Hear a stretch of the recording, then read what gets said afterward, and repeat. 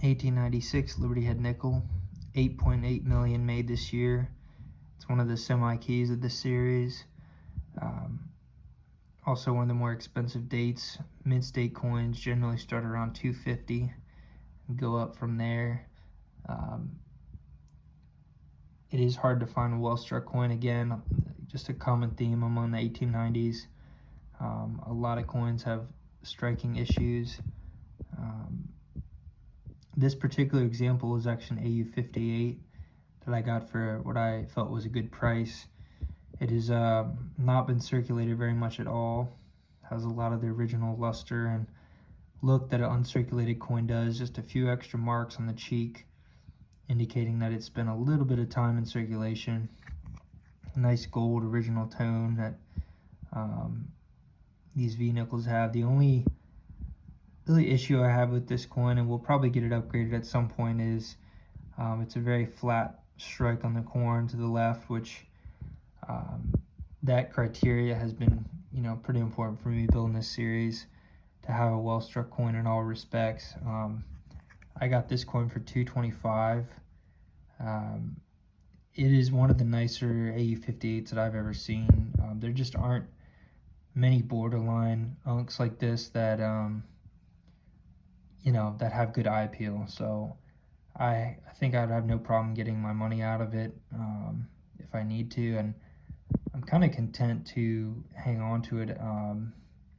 The goal is to build an uncirculated set, so I will look for maybe a mid-state 62 or something, but just in terms of an example of the date, this just has great eye appeal.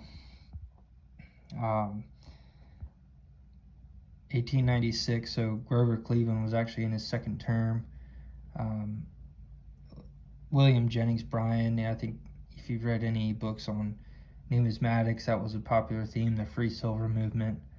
I don't know all the ins and outs of it, but essentially we were tied to the gold standard, and advocates of the free silver movement wanted,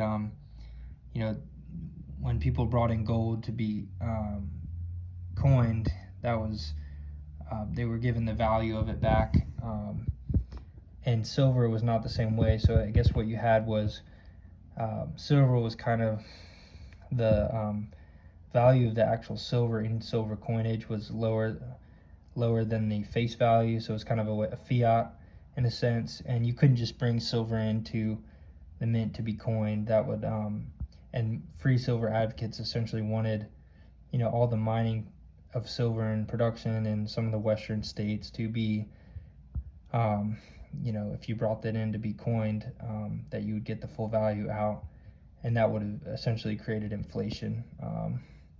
So kind of an expansionary monetary policy versus the gold standard, which is inherently not deflationary, but it can be if the economy is trying to grow and then the supply of gold isn't growing. That would deflate the value of currency. But anyway, so a lot going on that year in terms of politics, and actually kind of tied to a lot of numismatic events with silver and coinage and things like that. But at this point, nickels were used very frequently. Not many were saved.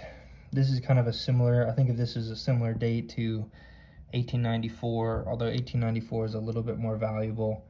There just weren't too many that survived in nice condition. You can see some marks on the reverse. This one definitely did circulate a little bit, but there's a lot of AU58s out there that are not this attractive. But if you can find a nicely struck uncirculated coin, you're looking at at least 300, maybe 350 for one that's mid uncirculated, but there are just not too many out there. If you can find one, advise to purchase it, and just for a good price. And if you have a nice appealing coin, I feel like this one fits a lot of the criteria aside from that reverse on the corn. But and a harder date, definitely one you have to plan for and take your time on, but well worth it when you've got a good run of 1890s dates is impressive, and a lot of people can put the 1900 to 1912 together, that part of the series. But when you start to get 1890 to 1896, those dates are tough, and there just aren't that many surviving in good shape.